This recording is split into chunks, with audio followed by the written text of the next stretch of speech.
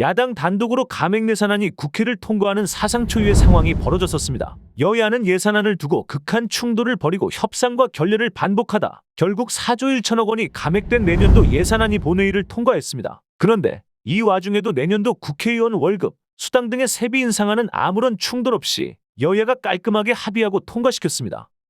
정부가 국회에 제출한 2025년도 국회 예산 중 의원 세비에 해당하는 수당, 상여수당, 경비 등은 1,307만 원에서 1,333만 원으로 인상되어 2025년 국회의원 연봉은 1억 5,996만 원으로 늘어납니다. 300명 국회의원 월급에 해당하는 수당은 24년도 예산이 283억 원에서 291억 원으로 늘어납니다. 그리고 의원 특경비에 해당하는 입법 특별활동비는 25년도에도 작년과 같은 141억 원이 책정되었습니다.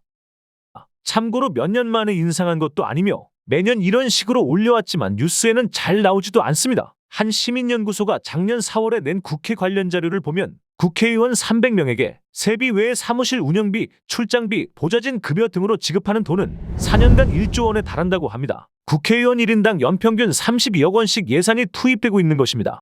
항공철도 선박이용 무료, 공항 귀빈주차장 귀빈실 무료, 의원 전용 사우나, 헬스장 무료, 해외 출장, 차량 유류비 유지비 지원, 정치자금 비과세 등 끝이 없지만 단연 앞권은 면책 특권과 불체포 특권입니다. 매번 공약으로 불체포 특권을 없애겠다고 말은 하지만 한 번도 지킨 적은 없습니다. 이 수많은 특권과 특혜에 대해 대다수의 국민들은 줄이거나 폐지해야 한다고 말합니다. 물론 특정 당과 특정 정치인을 무지성으로 한없이 지지하는 사람이라면 요즘 억대 연봉의 직장인도 많은데 국회의원 정도면 그 정도 받아도 된다라고 생각하는 분들도 있으실 겁니다.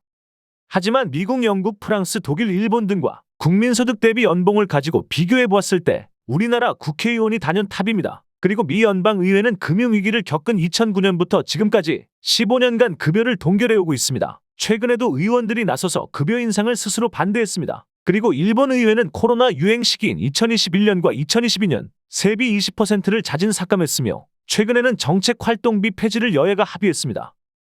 그리고 스웨덴, 핀란드, 덴마크 등은 세비가 국민 총소득과 비슷하며 본인들 스스로 셀프 인상도 하지 못하게 법으로 정하고 있습니다. 그리고 국회의원 5에서 6명당 1명의 당 소속 보좌관이 있을 뿐입니다. 그런데 우리나라 국회의원님들은 뭐가 그렇게 하는 일들이 많으신지 국회의원 1명당 보좌관이 9명이나 있습니다. 그리고 핀란드 등은 무노동 무임금 원칙을 따르며 회기 중 결근하면 결근일만큼 급여를 지급하지도 않습니다. 그런데 우리나라는 감옥에 가 있어도 급여를 지급합니다.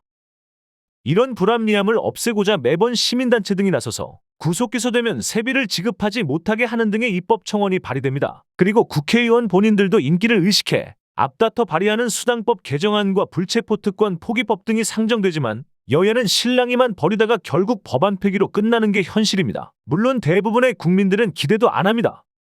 현재 우리 국회는 정쟁 중에도 본인들 세비 인상에 대해서만큼은 여야가 일치단결하는 모습을 보여주었습니다. 이 부분에서 우리가 더욱 실망하는 건 역시 당리당략을 위해 극한 대치와 싸움을 일삼으면서도 본인들의 이득을 위한 일에는 반드시 필요한 적대적 공생관계를 유지한다는 것입니다. 입으로만 민생을 외치면서 본인들을 위한 입법부라는 것을 여실히 보여주는 상황입니다.